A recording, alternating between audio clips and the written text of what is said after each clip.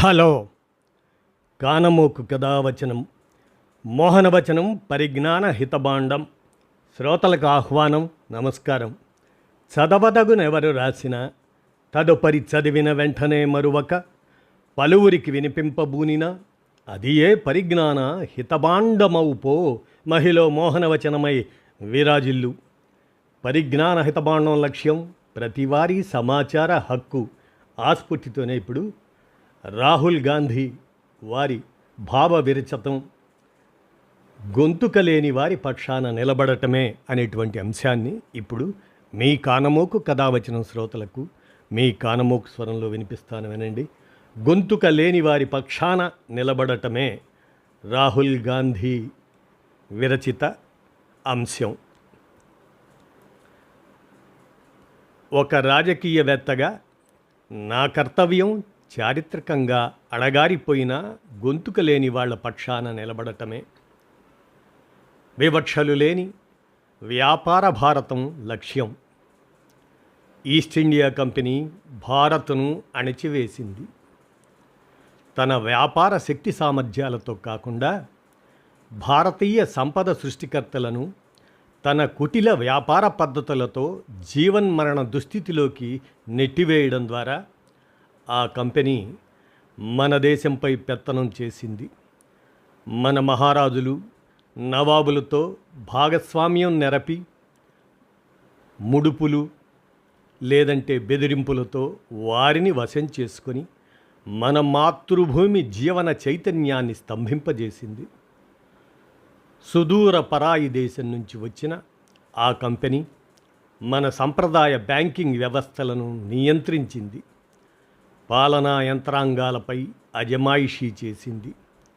సమాచార వాహికలను తన ప్రభావ ప్రాబల్యాలలోకి తీసుకున్నది. మనం మన స్వాతంత్ర్యాన్ని మరో దేశానికి కోల్పోలేదు. ఒక గుత్తాధిపత్య వాణిజ్య సంస్థకు చేజార్చుకున్నాము.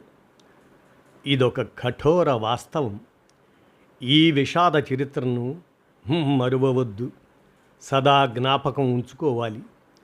మనతో వాణిజ్యానికి వచ్చిన ఈస్ట్ ఇండియా కంపెనీ మనకు వ్యాపార నిబంధనలను నిర్దేశించింది, పోటీని నిర్మూలించింది. ఎవరు ఎవరికి ఏది అమ్మాలో అమ్మకూడదో ఆజ్ఞాపించింది. మన సంప్రదాయ వస్త్ర ఉత్పత్తి రంగాన్ని సర్వనాశనం చేసింది. సరుకుల తయారీ వ్యవస్థలను ఆనవాలు లేకుండా చేసింది. వినూత్న ఉత్పత్తులు వేటినైనా ఆ కంపెనీ ప్రవేశపెట్టిందా? విపణి అవకాశాలను విస్తరింపజేసిందా? నాకు తెలియదు. చరిత్ర చెప్పితే కదా నాకు తెలిసిందల్లా మన దేశంలో అభిని, అదే నల్లమందు మొక్క, ఆ అభిని సాగుపై సంపూర్ణ నియంత్రణ సమకూర్చుకుని మరో దేశం, అదే చైనా, ఆ దేశంలో నల్లమందు వ్యసనపరులకు ఆ సరుకును సరఫరా చేయడంపై ప్రత్యేక సురక్షిత గుత్త వ్యాపార హక్కులను సాధించుకున్నది. ఆ కంపెనీ మన సిరి సంపదలను దోపిడీ చేసింది. పాలనాధికారాలు పొంది మన ప్రజలను అధిక పన్నులతో పీడించింది. అయినప్పటికీ బ్రిటన్లో ఆదర్శ వాణిజ్య సంస్థ, నవీన పరిభాషలో మోడల్ కార్పొరేట్ సిటిజన్గా ప్రస్తుతం ఆనాడు వారి ప్రస్తుతులను అందుకున్నది. ఆ కంపెనీ విదేశీ వాటాదారులు ఆ సంస్థ పేరు ప్రఖ్యాతులను వాటికి పొంగిపోయేవారు. 1857లో ప్రథమ భారత స్వాతంత్ర సంగ్రామంతో ఈస్ట్ ఇండియా కంపెనీ దాని ప్రాబల్యం అన్ని విధాలా అంతరించింది.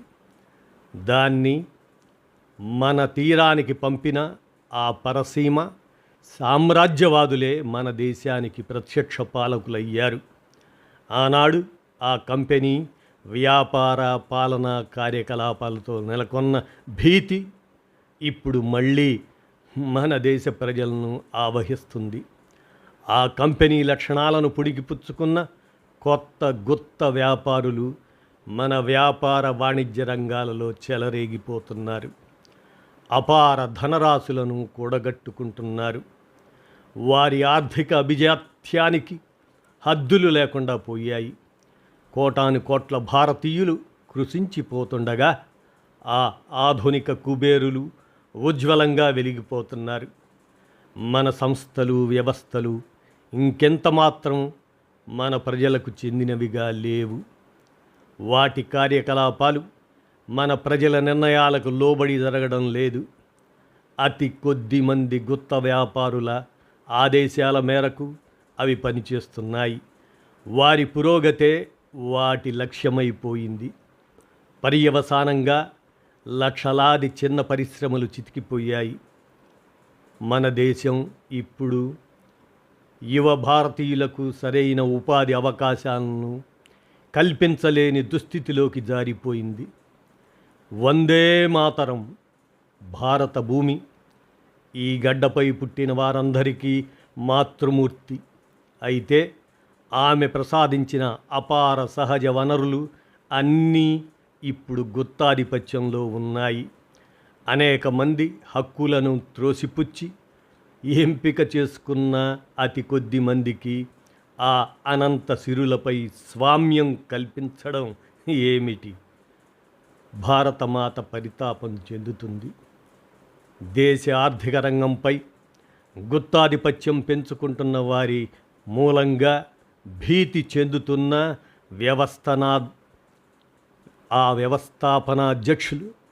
వ్యవస్థాపనాధ్యక్షులు దేశభక్తి ప్రపూర్ణులు అయిన భారతీయ వ్యాపారులు ఎంతోమంది ఉన్నారని నాకు తెలుసు. మీరు వారిలో ఒకరుగా ఉన్నారా?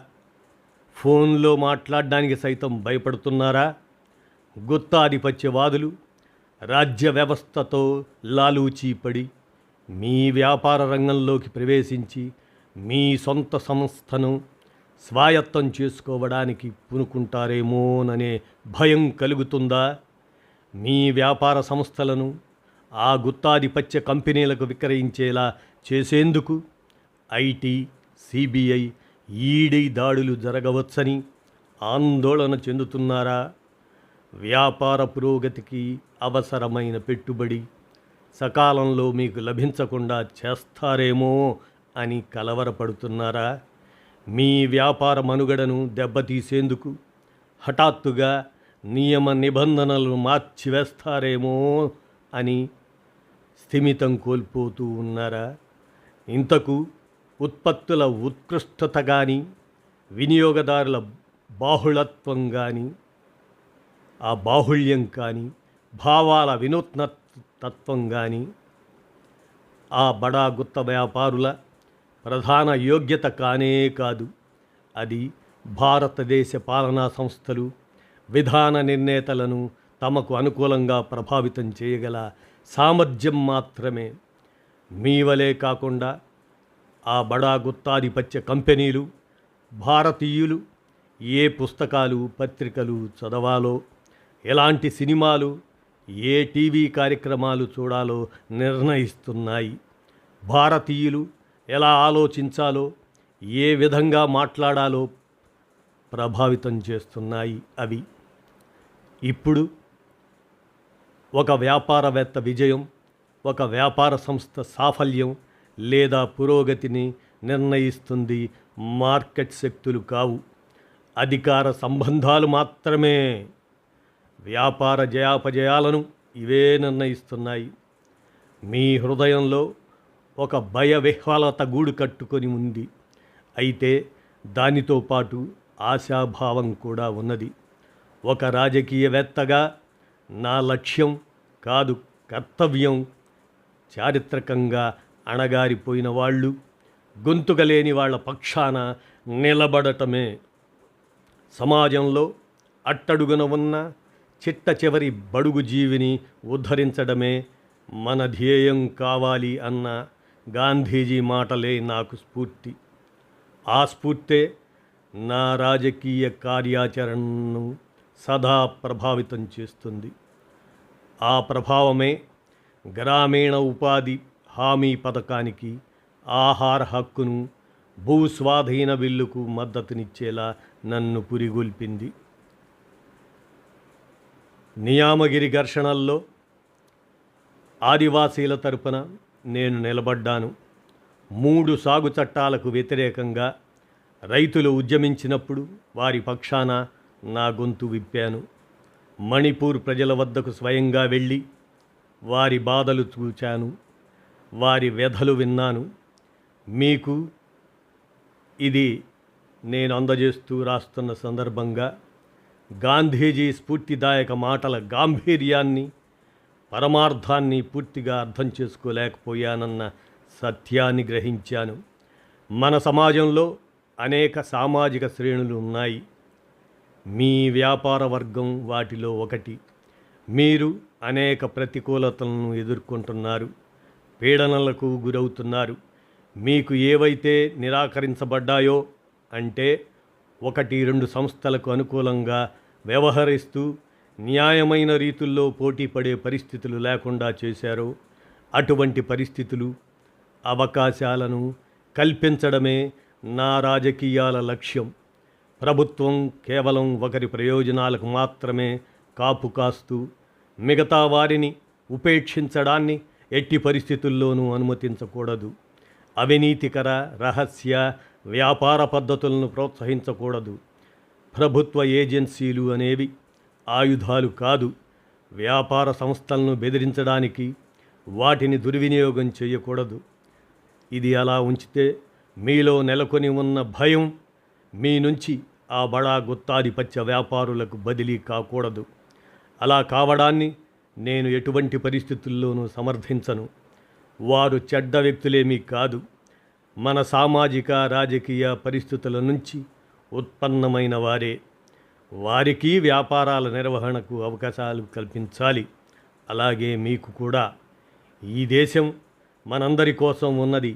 ప్రభుత్వాధినేతలతో మంచి సంబంధాలతో బ్యాంకుల నుంచి వేల కోట్ల రూపాయల రుణం తీసుకొని తిరిగి చెల్లించడాన్ని ఎగవేసిన 100 మంది బడా వ్యాపారస్తుల పట్ల ఇంకెంత మాత్రం ఉదారభావం చూపవద్దు. నిబంధనల ప్రకారం వ్యవహరించే వ్యాపార సంస్థలకు మాత్రమే రుణాలు మంజూరు చేసి లాభాలు ఆర్జించాలి. ఇది అందరికీ శ్రేయస్కరం. చివరిగా రాజకీయ ప్రవర్తన రీతులను ప్రభావితం చేసి వాటిని తీర్చిదిద్దడంలో సామాజిక ఒత్తిళ్లు, ప్రతిఘటనల శక్తిని తక్కువ అంచనా వేయకూడదు. అవతార పురుషులు, మహాశక్తిశీలులైన అతివలు అవసరం లేదు. మీరు మార్పును సాధించగల శక్తులు. సంపదను సృష్టించండి. అందరికీ ఉద్యోగ అవకాశాలు కల్పించండి. ప్రగతిశీల భారతీయ వ్యాపార సంస్థలకు చేయూతనివ్వాలి. వాటిని ప్రత్యేకంగా ప్రోత్సహించాలి. అందుకు శాసనపరమైన, పాలనాపరమైన చర్యలు చేపట్టాలి. ఇది వ్యాపార భారత్కు ఒక కొత్త ఒప్పందం. ఇదొక నూతన భావన. దీనిని అమలుపరచాల్సిన సమయం ఆసన్నమైందని నేను నిండుగా విశ్వసిస్తున్నాను అంటూ రాహుల్ గాంధీ, వీరు కాంగ్రెస్ ఎంపీ, వారి విరచిత సారాంశాంశం గొంతుక లేని వారి పక్షాన నిలబడటమే అనే దాన్ని మీ కానమోకు కథావచనం శ్రోతలకు మీ కానమోకు స్వరంలో పరిజ్ఞాన హితభాండం సమాచార హక్కు అనే అంశం కింద మీ కానమోకు స్వరంలో వినిపించాను. విన్నారుగా. ధన్యవాదాలు.